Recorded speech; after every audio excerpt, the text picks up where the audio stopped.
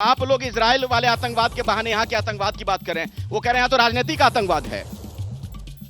हमारे कांग्रेसी मित्र परेशान हो रहे, परंतु मैं फिर उसी बात पे आ रहा हूँ कि जब जेएनयू में टुकड़े टुकड़े गैंग के लीडर जो भारत के टुकड़े टुकड़े करने की बात करते हैं, कन्हैया कुमार, वह राहुल गांधी जी की पदयात्रा में साथ चलते हैं। ये किस बात का प्रतीक है, ये पूछा पाए। देश को टुकड़े टुकड़े करने वाले, नारे लगाने वाले राहुल गांधी की यात्रा में चलते हैं। उस बात से बचने के लिए दूसरी तरफ ले जा रहे हैं सामने वाले। क्यों नहीं करते आप आतंकवाद पे चर्चा?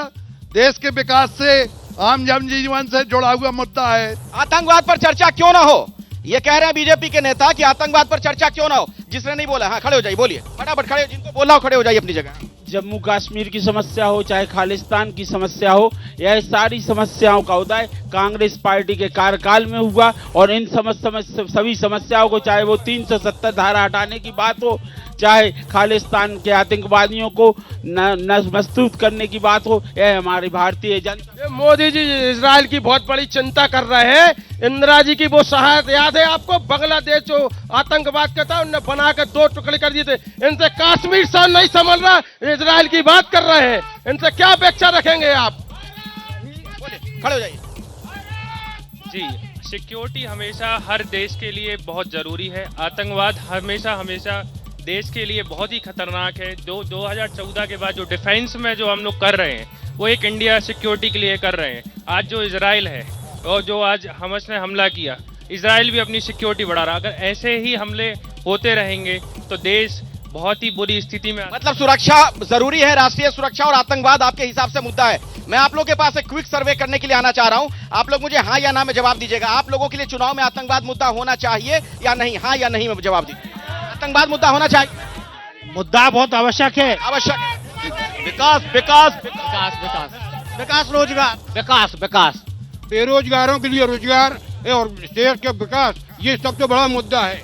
अरे भटकाइए मत, सागर के युवा रोजगार मांग रहे हैं। ये स्मार्ट सिटी नहीं मांग रहे हैं, ये रोजगार मांग रहे हैं। घर घर में प्रत्येक व्यक्ति बेरोजगार बैठा है, उसकी बात करिए। देश में प्रधानमंत्री सुरक्षा कर रहे हैं, वो वहां करेंगे, आप यहाँ की बात करिए। ठीक है, हाँ बोलिए। मुद्दा क्या होना चाहिए? रोजगार रोजगार रोजगार जी, रोजगार मुद्दा होना चाहिए। अरे जब विकलांगों की पेंशन नहीं दिले पा रहे तो क्या कर लोगे तुम, बताओ? है 2 महीने हो गए, पेंशन नहीं मिली, बेचारे कहाँ से काम चला रहे। दिव्यांगों को आप पेंशन नहीं दे पा रहे हैं। हाँ बोलिए, छोटे में रखिएगा बात। हाँ। जहां तक बेरोजगारी की बात कर रहे हैं, मुख्यमंत्री जी ने 1.25 लाख युवाओं को सीखो कमाओ योजना के तहत अभी अगस्त में रजिस्ट्रेशन हुआ है। 1.9 लाख लोगों का।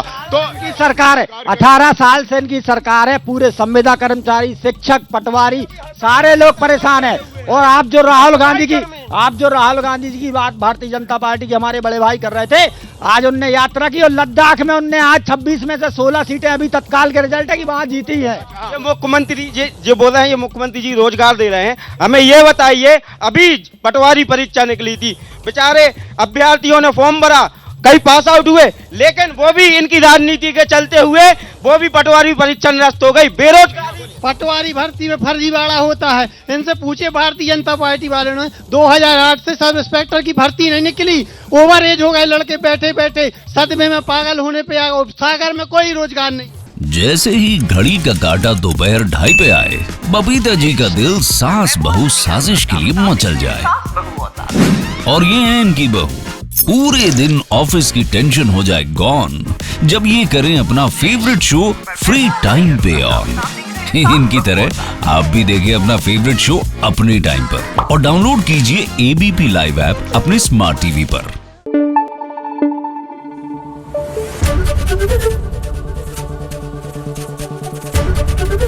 एबीपी न्यूज आपको रखे आगे।